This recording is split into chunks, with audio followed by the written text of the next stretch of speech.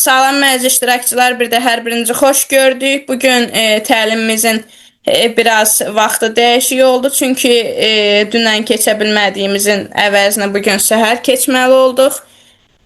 Ona görə hər birinizin sabahı xeyir olsun inşallah. Bugün testlərimizi işləyəcək. 4-cü dərsimiz olduğu üçün testlər işləyəcək. 60 test göndərilmişdi qrupa. İndi 60-ın burada işləyəcək. Düz, səhv, düz cavabları yoxlayacaq və bilmədiyiniz hissələri birlikdə işləyəcək və ondan əlavə bugün 20 testdə əlavə evə göndərəcəm. Yenə də bildiyiniz hissəni işləyərsiniz, bilmədiklərinizi bir yerdə işləyərik. İndi isə keçək ekranı mən bir dəqiqə testləri ekrana verim. Aha.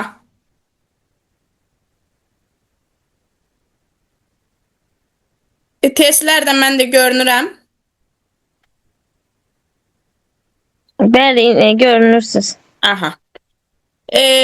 Bugün başlayırıq. İlk 20-20 əlavə etmişəm bura. Word-də işləmişəm. Çünki hər dərsin 20 sual nəzərdə tutmuşam. Nə sizə ağır olmasın, nə başqa iştirakçılar və burada yoxlanılan zaman hər bir iştirakçı cavab versin deyə 20-20 etmişəm. İndi ilk keçirik 20 suala. Birinci sualımız. İnsan resurslarının əsas funksiyası nədir? Satış artırmaq, işçilərin idarə olunması, maliyyə hesabatı, marketing strategiyası. Mənə görə marketing strategiyasıdır. Sizə görə cavab D. Bəs o biri iştirakçılarda zəhmət olmasa siz də cavablarınızı deyin.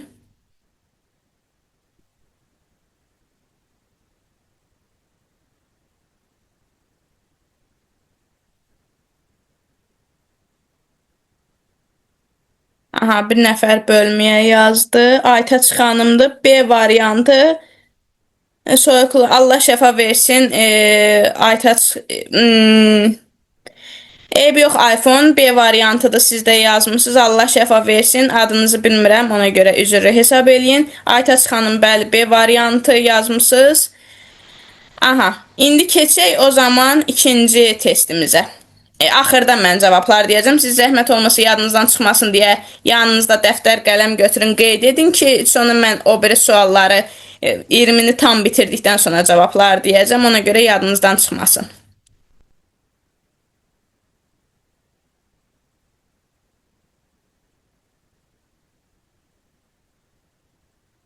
Aha, Suudə xanım, mənə şəxsi də yazarsın, mən sizə deyərəm. Onun Gmail adı ilə girmək lazımdır. Mən sizə deyərəm onu, siz mənə şəxsi də yazarsınız.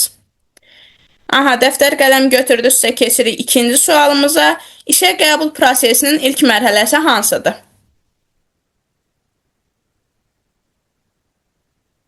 Aha, siz də sağ olun Suudə xanım. İlk mərhələsi hansıdır? Sizin təxmininizcə Suudə xanım B yazıb. Vakansiyanın müəyyən edilməsi. Mən də B yazmışam. Çünki bir işçini işə qəbul edəndə ilk öncə CV atırıq da, düzdürmü? O CV-də də nə olur? Adımız, soyadımız, yaşadığımız ünvan, bugünə kimi işlədiyimiz işlərin təcrübələri haqqında məlumatlar və yaxud da onların adları. Ona görə B yazmışam. Aha, bəli. Aytaç xanım da B yazıb. O zaman biz keçirik üçüncü variant, üçüncü testimizə. CV nədir? Şirkət planı, işçinin həyat və məlumatları, maliyyə sənədi, müqavilə.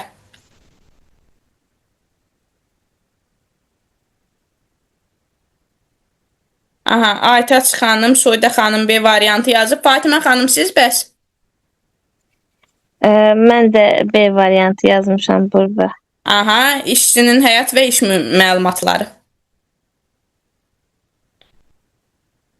Bəs keçək 4-cü sualımıza. Motivasiya nədir?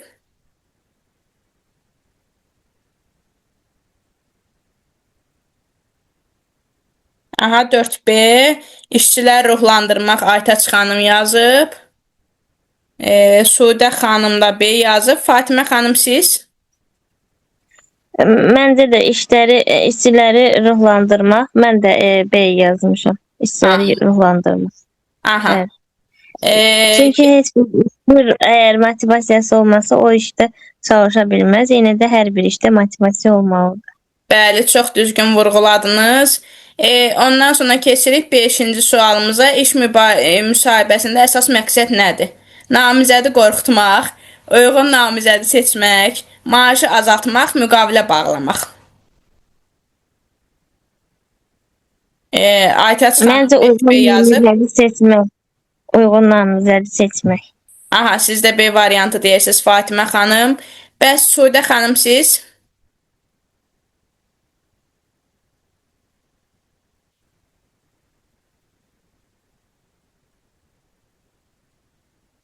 Aha, Suudə xanım da B variantı yazıb. 6-cı suala keçirik. Performans qiymətləndirməsi nədir? İşdən çıxarma, işçinin fəaliyyətinin ölçülməsi, maaş artırmaq, təlim keçmək.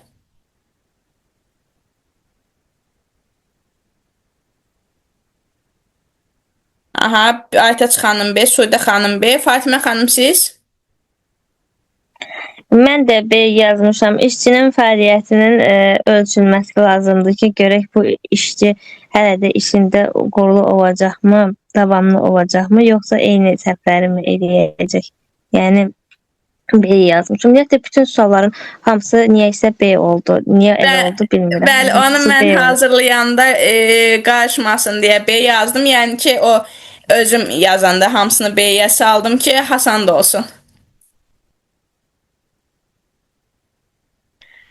Ondan sonra keçdik 7-ci sualımıza. İşçi dövriyyəsi nə deməkdir? Maaş artımı, işçilərin tez-tez dəyişimi, təlim prosesi, vakansiya açmaq.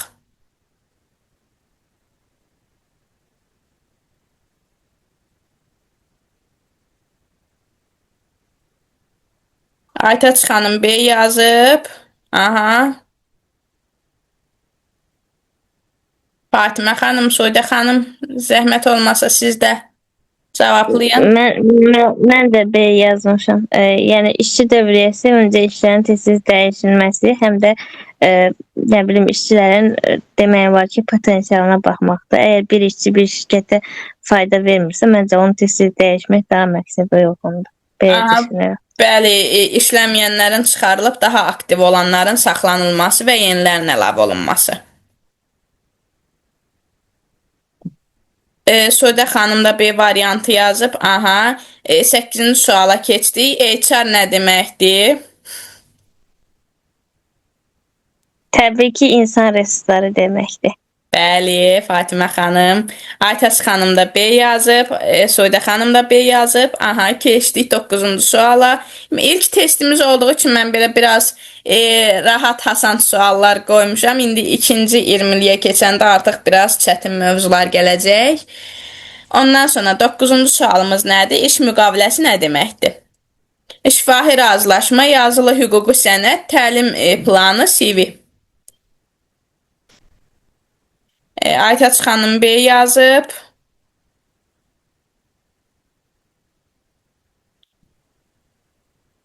Burada mən çaşıb boynuma alıram ki, A yazmışam, burada səhv eləmişəm. Elə bilmişəm ki, şifahi razılaşmadır. Burada boynuma alıram ki, A variantını seçmişəm. Yalan danışmağın bir mənası yoxdur da, yəni.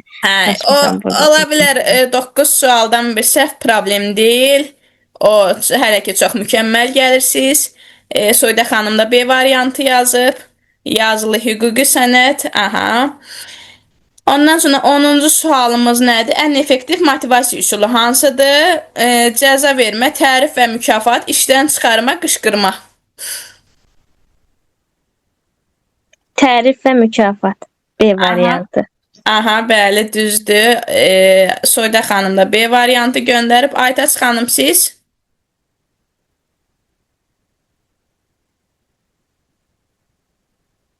Aha, Aytaç xanım da B variantı yazıb.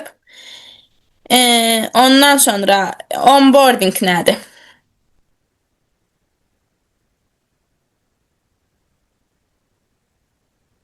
Onboarding yeni işçilərin adaptasiyası. Belədir. Fatimə xanım B variantı, Suudə xanım bilmirəm yazıb, Aytaç xanım B variantı yazıb. Axırda mən onların tam izahını verəcəm hamısının. Soft skills nədir?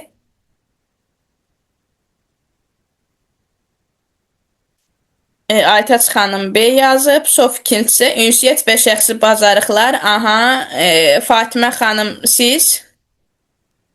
Mən də elə B variantı yazmışam. Ünsiyyət və Burada da. şəxsi bacarıqlar. Bəli, ünsiyyət və şəxsi bacarıqlar. Aha, bəs Suudə xanım siz nə yazmısınız? B variantı. Aha. Hard skill nədir bəs? Ünsiyyət bacarığı, texniki bacarıqlar, motivasiya, liderlik. Soft skill. Ünsiyyət bacarıqlardırsa, hard skill nədir bəs? Aha, Aytaç xanım. Məncə texniki bacarıqlardır. Məncə texniki bacarıqlar. Texniki bacarıqlar. Aha, B variantı. Bəs Suudə xanım da yazdı. B variantı. Aha, doğrudur. 14 əmək haqqı sistemi nədir? İşdən çıxarılma sistemi, maaş hesablanması qaydası, təlim planı, iş qrafikası.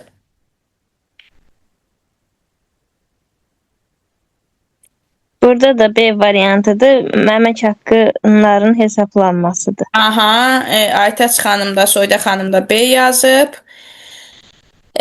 Buracan hər biriniz mükəmməl gəlirsə, Suudə xanım və Fatimə xanım da bir bilmədiyiniz oldu.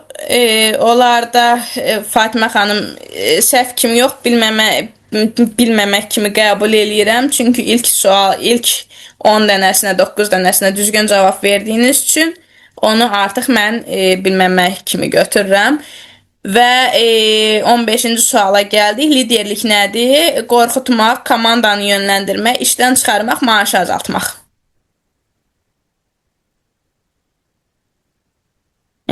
Suudə xanım B variantı yazıb. Aha. Birlikdə, məncə komanda işi o deməkdir ki, hər bir işdə, hər sahədə bir yerdə işləmək. Yəni, əgər bir insan komanda olaraq işləməyi bacarırsa... Biz 15 işləyirik, 15-15-i. Üzrlü saniye səhv oldu. Yok, problem yoxdur.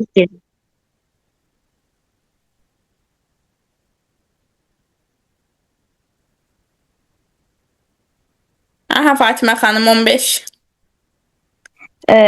Burada da B'dir məncə. Liderlik məncə komandanı idarə eləməkdir. Aha, bəli. Bəs Suudə xanım siz?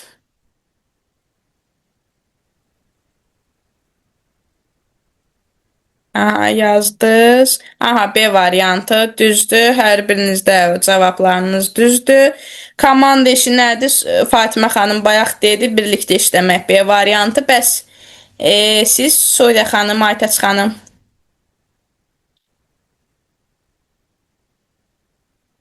Aha, Aytaç xanım B variantı yazıb. Suudə xanım, bəs siz? Aha, siz də B variantı yazdınız. Suudə xanım, birlikdə işləmək, komanda işi nə deməkdir? Keçdik 17-ci suala. Konflikt nədir? Razılıq, mübahisə, təlim, maaş. Mübahisə deməkdir konflikt.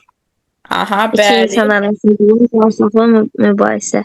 Yəni əslində loro dildə desək söz-söhbət kimi gedirdi, amma belə də mübahisə adlanır. Aha, bəli, söz-söhbət, dava-dalaş.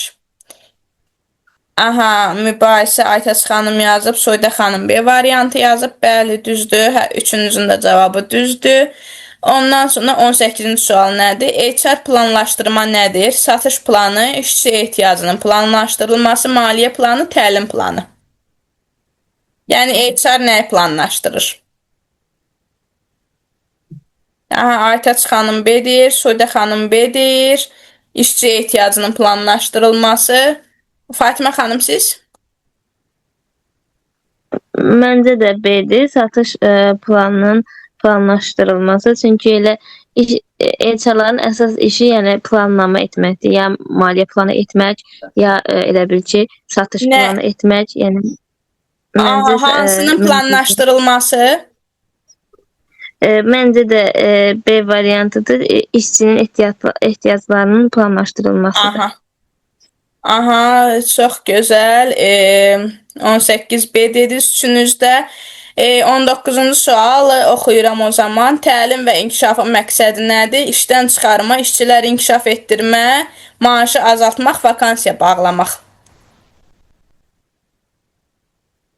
Aha. İşçiləri inkişaf etdirməkdir.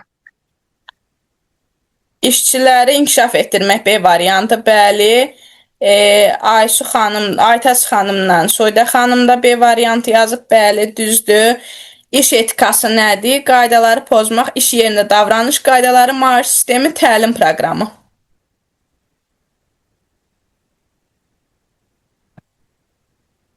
Aha, Aytaç xanım B İş yerində variantı. davranış qaydaları. İş yerində davranış qaydaları. Aha, Fatimə xanım düzdür. Soyda xanım da B variantı, iş yerində davranış qaydaları və cavablarımız da 1-dən 20-yə qədər hamısı B variantıdır. Tamamilə düzgün cavabladınız. Sadəcə siz 9-u bilmədiniz. Soyda xanım da hansı idi bilmədik. Bir dəqiqə baxım, yadımdan çıxdı. Aha, deyəsən Soyda xanım özü yazıb 11. Aha. 11'e mən keçim, 11. Onboarding nədir? Onboardingdə yeni işçinin adaptasiyası, yəni ki, öyrəşmə mərhələsi, məktəbdə də öyrəşmə mərhələsi var, işdə də öyrəşmə mərhələsi var, adaptasiya olması. Yəni ki, bir insan bir yerdə uyğunlaşması, bir insan bir yerdən çıxıb bir yerə keçən zaman biraz həm narahat olur, qorxur, gərilir ki, birdən mən bu işlə başa çıxa bilmərəm, birdən bu iş mənim əvvəl gördüyüm kimi olmaz, daha yaxşı yerdə, daha tanınmadıq insanların yanında özünü göstərmək istəyir, uyğunlaşmaq, çünki yəni fərqli mühitdir deyə özünü fərqli aparmağa çalışır. O da yəni ki, gərginlik yaradır. Biraz onboarding o gərginlik mərhələsi deməkdir. Buyurun Soyda xanım, siz sağ olun, çox gözəl. Sizə aydın oldusa bu mövzu. Çox sevindim mən də. Keçək ikinci hissəyə. 21 və 40-cı suallara. Bu dəfə cavablarımız biraz, yox, bu dəfə də B gəlir hamısı. Valla mən baxmışam, elə hamısı BB gəlir. Deyirəm ya bu təsadüfdür, ya da müəllimə özü bizi çaşdırmaq üçün bəlkə elə qoyub ki, görün biz bu suallar arasında hansını seçəcəyik, hamısını B-mi seçəcəyik, yoxsa o biri cavablarımı? Bəli, Fatimə xanım, mənim məqsədimi tamamilə düz başa düşmüsünüz. Özüm qəsdən B kimi, bəli, Soyda xanım da deyir. Mən özüm qəsdən B variantı qoydum ki, görüm doğrulumu işarələyəsiniz, yoxsa fərqlimi? Həm də diqqətinizi yoxlayırdım ki, görüm onu başa düşə biləcəksiniz. Aha, keçək ikinci hissəyə 21-40-cı suallara. İş analizinin əsas məqsədi nədir? Maaş artımı, işçinin tələblərini müəyyən etmək, işdən çıxarma, təlim keçmək. İş analizinin əsas məqsədi. Aha, Sudə xanım B yazır. İşçinin tələbini müəyyən etmək. Aha, Fatimə xanım. Aytaç xanım da B yazıb, afərin sizə. KIP nədir bəs? İşçi müqaviləsi, performans ölçü göstəricisi, təlim proqramı, maaş sistemi. Bu da B-dir. İşçinin performansı və ölçü göstəricisi. Yəni işçinin performansını həm də ölçürlər də, görün bu işçi çoxmu performanslıdır, yoxsa azmı performanslıdır. Yəni mən belə başa düşdüm. Aha, bəli, Fatimə xanım, Soyda xanım da B yazıb. Aytaç xanım burada B variantıdır. Çünki o bəzi, məsəl üçün məktəbdə BSG, KSG summativ olduğu kimi, sonra psixologiyada autizmləri test etmək üçün DSM 5 test növü var. Onun olduğu kimi insan resurslarında da, yəni HR-lıqda da KIP deyilən bir analiz, test mərhələsi var. Yazılı şəkildə deyil, şifahi şəkildədir. Analiz etmə mərhələsidir. Yazılı edənlər də var, amma ən çox şifahi olur. Çünki HR-lar daha çox şifahi izah edir. Açıqlanmasını valla bilmirəm, açıqlanmasını biz elə KIP olaraq bilirik deyə, yəni bizə KIP keçiblər. Ona görə mən sizə açıqlanmasını yazılı şəkildə qrupa göndərərəm. Kipi xarici sözdür, xarici olmağını indi mən sizə izahatını göndərirəm dərsdən sonra. 23-cü suala gəldik. İşə qəbul zamanı ən vacib faktor nədir? Namizədin geyimi, namizədin bacarıqları və uyğunluğu, yaşı, ünvanı əsas, ən vacib. Namizədin uyğunluğu. Yəni əsas namizədin uyğunluğudur məncə. Düzdür, müəyyən yerlərə gedəndə deyirlər ki, əsas namizədin geyimi də uyğun olmalıdır o işə, namizədin yaşı da uyğun olmalıdır, amma əsas hər şeydən əlavə bacarığı uyğun olmalıdır. Çünki əgər bir namizəd o işə uyğun deyilsə, müəyyən müəssisə onu götürüb niyə vaxt itirsin ki? Mənim düşüncəmə görə belədir. Aha, tamamilə doğrudur Fatimə xanım. Çox gözəl dolğun izah verdiniz. Aytaç xanım da B yazıb, Soyda xanım da B yazıb. Afərin sizə, çox doğrudur. Ondan sonra keçdik 24-cü suala. Adaptasiya müddəti nədir? İşdən çıxarılma vaxtı, yeni işçinin uyğunlaşma dövrü, maaş artım prosesi, təlim planı. Yeni işçinin adaptasiya dövrü və uyğunlaşma. Məncə budur. Aha, Fatimə xanım B variantı deyir, Aytaç xanım B variantı deyir, Soyda xanım siz? Aha, sizdə B variantı. Çox gözəl. 25. Bax, burada çox diqqətli olmaq lazımdır. Keçdik çətin suala. Əmək müqaviləsi hansı hallarda ləğv ola bilər? Heç vaxt, qarşılıqlı razılıqla, yalnız işə götürən istədikdə, yalnız işçi istədikdə. Aha, Suudə xanım B variantı yazıb. Diqqətlə fikirləşin, sizcə hansı halda müqavilə ləğv oluna bilər? Yəni işdən çıxarıla bilər. Aytaç xanım qarşılıqlı hallarda yazıb. Fatimə xanım siz? Mən burada bir dənə səhv eləmişəm. Burada yazmışam ki, yalnız işə götürən istədikdə. C seçmişəm burada, bir səhv eləmişəm.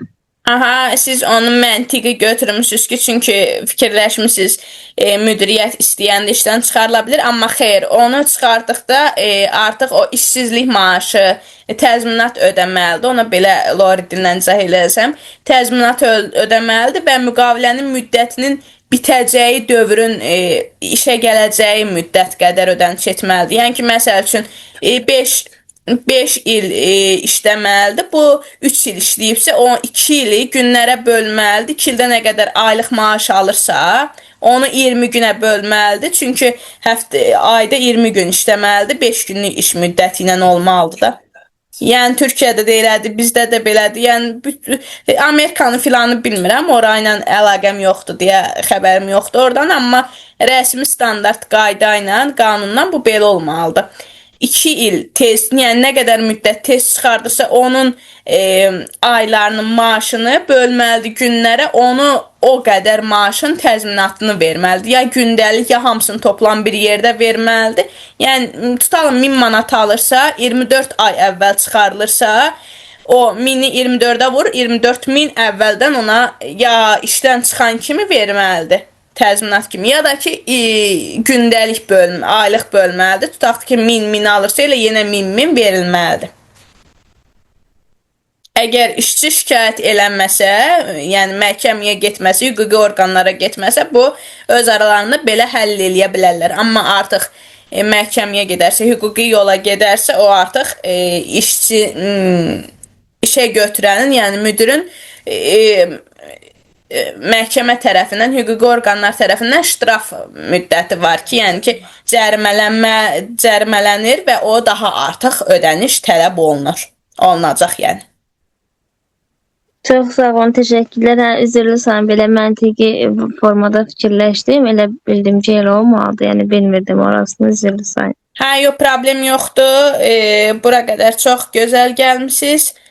Onun heç bir problemi yoxdur. İzah etdik. Bizim də vəzifəmiz onu izah etməkdir. Keçdik 26-cı suala. İşçi motivasiyasını azaldan faktor nədir? Tərif, ədalətsizlik, bonus, təlim. Ədalətsizlik və haqsızlıq. Məncə budur. Bəli, Aytaç xanımda B variantı, Suudə xanımda B variantı, ədalətsizlik tamamilə düzdür. 27-ci suala keçdik. HR menecerinin əsas rolu nədir? Satış etmək, işçi münasibətlərini idarə etmək, maliyyə hesablamaq, reklam etmək. HR menecerinin. Aha. Aytaç xanım B variantı yazıb. Suudə xanım B variantı yazıb. Fatimə xanım, bəs siz? İşçilərin münasibətlərini idarə etdirmək. Budur məncə. Aha, bəli. Çünki HR və HR meneceri ikisi də eyni ixtisasdır, eyni sahədir. Sadəcə mən bu dəfə HR meneceri yazdım ki, görək siz nə cavab verəcəksiniz. Düzmü, səhvmi? Yəni ona biləcəksiniz ki, eynidir, yoxsa fərqli ixtisas götürəcəksiniz. Aha, sonra işçi məmnuniyyəti nədir? Maaş azalması, işçinin işdən razı qalması, işdən çıxarılma, təlim. Aha, Aytaç xanım B yazıb, Suudə xanım B yazıb. Fatimə xanım, siz? Məncə də ən doğru cavab B-dir. Çünki işçini ən çox təlimlərlə inkişaf elətdirmək olar. Yəni onun potensialını onda görmək olar da məncə əsas fərqini ki, görün bu təlimlərlə inkişaf etməyə davam edəcək, yoxsa elə yerində sayacaq, yəni belə. Aha, amma o məmnuniyyəti deyəndə işçinin özünə razı qalmasıdır. İşçinin yəni bu işdən xoş, pozitiv enerji almasıdır. O da işçinin işdən razı qalması. Təlimlər inkişaf etməsidir, D variantı. Amma burada əsas deyən işçi məmnuniyyəti dedikdə, yəni işçinin işdən razı qalması, o da bonusların verilməsi, mükafatların verilməsi, ona görə B variantı olacaq. Yəni o tərif və mükafat elə deyirsiniz. Bəli. Yəni işçi təlimdən daha çox maddi və mənəvi qazanc əldə etdikdə daha razı qalır. Təlim artıq onun maaşının və o mükafatlarının artırılmasına görə olur və onda müdiriyyət tərəfindən olunur. Amma bu tərifdir, mükafatlandırmadır, bonus sistemi də onu HR özü həll eləyə bilir. Yəni HR özü müdiriyyətə ərizə yazır ki, mən istəyirəm ki, filan 10 işçinin bu həftə maaşına bonus gəlinsin. O da artıq müdiriyyət də eləyir. Amma təlimi sırf müdiriyyət özü planlayır. Burada biraz yazılar qarışıqdır. Şübhəm də suallar və ya tez-tez gedir. Ona görə biraz qarışdıra bilərəm. Üzrlü sayın. Amma dəftərə də yazmışam. İstəsəz ekran kaydı eləyərəm. Sizə dərsdən sonra atarım. Orada da baxarsınız. Yəni hansılar düz, hansılar səhv. Çünki bunların hamısını dünən axşam dəftərə yazmışam. Aha, olsun Fatimə xanım, göndərərsiniz, istəyirsiniz də burada səsli şəkildə cavablandırdıq. Yəni problemi yoxdur. Qərar sizindir. Ondan sonra 30-cu testə keçdik. Bir nəfər də qoşulmuşdu, bir dəqiqə. Rəfiqə xanım, xoş gəldiniz. Hərsənd ki, təlimimizin bitməyinə 6 dəqiqə qalıb, amma yenə də xoş gəlmişsiniz. Aha, zəhmət olmasa siz də aktiv şəkildə iştirak eləyin. Liderlik xüsusiyyəti ilham vermək. Aha. Təzə başlamışam. Olsun Rəfiqə xanım, eybi yox. Düzdür Rəfiqə xanım, Suudə xanım da, Aytaç xanım da B variantı, bəs siz Fatimə xanım? Mən də B variantını seçmişdim. B variantı. Aha, liderlik xüsusiyyəti ilham verməkdir, düzdür. 31-ci sual, konfliktlərin idarə olunması nədir? Konflikt yox, konfliktlərin idarə olunması nə deməkdir? Mübahisəni artırmaq, problemi həll etmək, işdən çıxarmaq, maaşı azaltmaq. Burada da B variantıdır. Problemlərin həll edilməsidir. Çünki istənilən insan görər ki, nəsə bir ortada problem var və onu həll etməyə çalışmalıdır ki, heç bir gərginlik olmasın, narazılıq olmasın. Yəni belə. Aha, Fatimə xanım düzdür. Aytaç xanım B yazıb, Suudə xanım B yazıb. Bəs siz Rəfiqə xanım? Mən də B yazmışam. Aha, problemləri həll etmək düzdür. 32-ci sualımız, iş yerində stresin əsas səbəbi nə ola bilər? Aydın vəzifələr, yüksək iş... Bəli, Rəfiqə xanım düzdür. Aytaç xanım B yazıb. Fatimə xanımla da Soydə xanım siz nə deyirsiniz? Mən də B variantı yazmışam. Aha, yüksək iş gücü, iş yükü. Bəs Soydə xanım siz?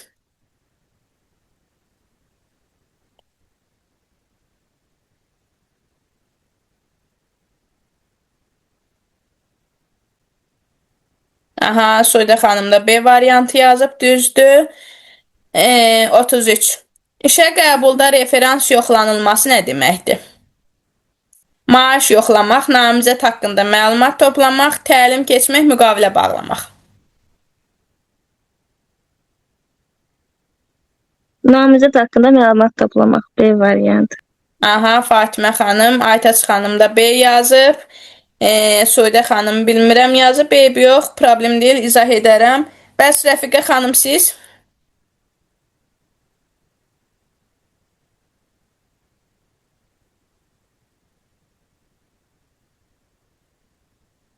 Rəfiqə xanım.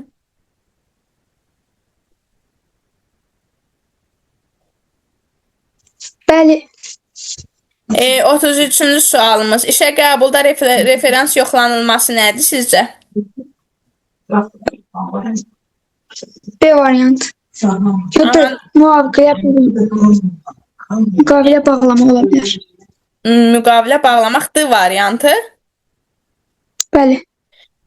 İndi mən onu da Soydə xanımdan sizin üçün onu izah edeyim. Referans deyəndə bir işə qəbul olan zaman deyirlər ki, onun haqqında referans məktubu var, onun haqqında kim referans verib, kim onun haqqında məlumat verib, referansı var. Bunu qəbul edən zaman biz bu sözləri çox eşitmişik. Yəni ki, o həmin gələn insanın, o CV verən insanın və yaxud da telefon zəngi ilə danışan insanın haqqında məlumatlardır və o yəni istəyir kiminsə tanışı olub ona həmin işə məlumat verməsi, sonra gedib görüşüb CV verməsi və yaxud da telefonla danışanda sosial şəbəkəsinə baxıb onun haqqında məlumat toplayıb və yaxud da keçmiş iş yerindən deyirlər ki, referans məktubu gətir. Yəni onun haqqında pozitiv məlumatlar da belə deyək. Nə zaman işə başlayıb, məsuliyyətli yanaşıbmı, yoxsa işdən hər dəqiqədə icazə alıb qalıbmı, işdə qayda pozuntusu eləyibmi, təltif alıbmı, mükafat alıbmı, yoxsa maaşından daha çox cərimələrə çıxış olubmu, o referans yoxlanılması o deməkdir, namizəd haqqında məlumat toplamaq. Siz sağ olun Soydə xanım, nə gözəl, mən təşəkkür eləyirəm. Ondan sonra 34-cü sualımız, işçilərin inkişaf planı nədir? İşdən çıxarma planı, karyera inkişaf planı, maaş planı, təlim planı. B'dir. B, karyera inkişaf planı, yəni. Karyera inkişaf planı. Aha, Aytaç xanım da B yazıb, Soydə xanımla Rəfiqə xanım qalıb. B variantı. Rəfiqə xanım, bəli, karyera inkişafı. Soydə xanım siz? Aha, Soydə xanım da bura yazıb. B variantı, bəli. Keçdik 35-ci suala. 34-cü sual düz idi. Karyera inkişaf planıdır. Keçdik B-yə. 35-ə. Komanda daxilində effektiv ünsiyyət nədir? Susmaq, açıq və aydın danışmaq, mübahisə etmək, qışqırmaq. Açıq və aydın danışmaq. Aha, Aytaç xanım da, Soydə xanım da B variantı deyir, Fatimə xanım da B variantı deyir. Rəfiqə xanım siz nə? B variantı. Aha, B variantı. Üzrü hesab edin, səsiniz exolu gəlir deyə tam aydın başa düşmürəm, ona görə ikinci dəfə soruşmalı oluram. Bəli, tamamilə düzdür. B variantı açıq və aydın şəkildə danışmaq. Və o referans yoxlanılmasında da, referans toplamaqda da bunlar götürülür. Yəni, komanda daxilində kim aktivdir, kim effektiv danışır, effektiv ünsiyyət qurur, susurumu açıq şəkildə fikir...